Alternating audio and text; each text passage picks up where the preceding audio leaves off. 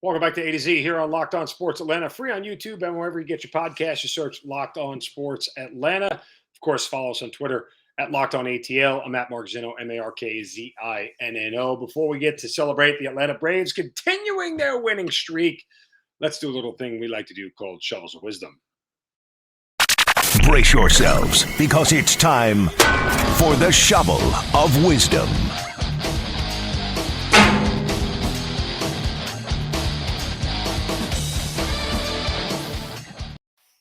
Yeah, Shovels of Wisdom time. If you'd like to hand one out, please do so on my Twitter account at Mark Zinno. Use the hashtag Shovel of Wisdom. And today my shovel goes to Jack Del Rio. Washington Commanders defensive coordinator. Stepped in yesterday, and if you called me, I'm sure you saw me react to it, just by calling January 6th a dust up. And I'm not going to get into it. I'm not going to fight with people about what happened on January 6th, and everybody's different opinion of what it was. Everybody can have different opinions. I know what I thought it was, and that's good enough for me. But I would just say equating January 6th to a dust up was highly comical, and it was a set of mental gymnastics I'm not ready to attempt. But I did start to think a little bit about all the great sports dust ups, if you will, that I can think of. Like what first came to my mind was the Bears Patriots Super Bowl. That was a dust up at 46-10. And then it was the Niners Broncos Super Bowl 55-10. Then it was the Cowboys Bills at 52-17 dust up. Yeah, I mean those are kind of definitions of dust ups, I think, that we're talking about. Maybe, when the Orioles lost to the Texas Rangers 30-3, that could be considered a dust up, right? Like these are all sports dust ups, I think. Second half of the Super Bowl was a dust up for the Falcons against the Patriots. Probably shouldn't have gone there, and I apologize, but it's a dust up.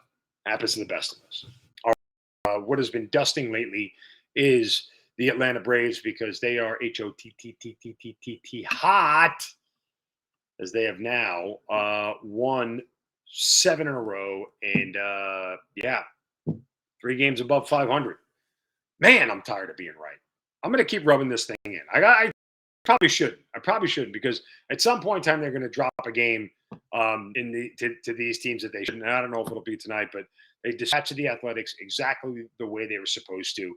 And as I said repeatedly, and again, I've seen people ask this question about, over the course of the next couple of games, what I think it's about 12 games that they have left before they go to take on a winning team. 4 against Pittsburgh, 3 against Washington, 3 against Chicago. That's 10, and then 12 again, 2 against Oakland. So in those 12 games, I kind of said, hey, listen, 8-4 is fine. 9-3 is glorious. But if that's the case, and that's what they do, and they're already off to a 2-0 start, they're in a good position. They're in a good position. As I said, once you get to the tough part of the schedule next against San Francisco, LA, Philadelphia, that's the part right there where you just kind of want to go game or 2 above 500 is fine. If you can hang out in that range, you're going to be fine. But again, if they right now 30-27 with 10 games left, all right, let's just say for argument's sake, overall they go 6-4, and that's the 8-4 over a 12-game span. You're now looking at a team that's 36-31. It doesn't feel like it's great, but trust me, it is.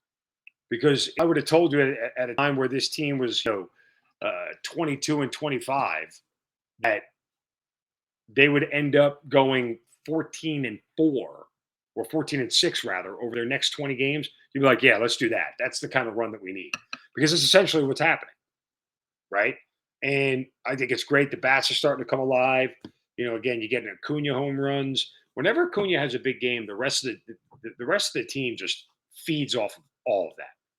Like, he's such a fire starter for this offense. He's such a player that really brings things to a different level, that it changes the scope of things. It really does. It changes the game, and he literally has the ability to set the entire game on a path where it normally wouldn't go. So I hope this continues. Again, these are 4 games against the Pirates that feel like the way they're playing. Okay, they can sweep all these games. They can win all these games. And you got to remember, though, of this 7-game winning streak, okay, let's just recount. Only 3 of the wins have really been convincing wins. They won 2 games by a run. The first game against Oakland, last game against Colorado. And 2 games against Colorado, they were in extra innings. So remind yourself that although these teams feel very beatable, still really tough to win a lot of baseball games in a row. Baseball is a naturally regressive sport, regressive to the mean. Whatever you are, you will always come back to what you are. You may have highs, you may have lows, but you'll always get some baseball regression to where you are. And that to me is something that is, you have to understand a little bit over the course of 162 games. But we'll keep our fingers crossed. So for tonight for the Braves, it's Max Fried against Brubaker, JT Brubaker of the Pittsburgh Pirates, whose ERA is almost 5, and he's 0-5 on the year. It almost seems too easy. I would advise you take the Pittsburgh Pirates on the run line plus 1.5. That's all I can tell you. In case you didn't know, the plus 1.5 is the best bet to make in all Major League Baseball gambling. And it's the most profitable too. So there is that. Anyway,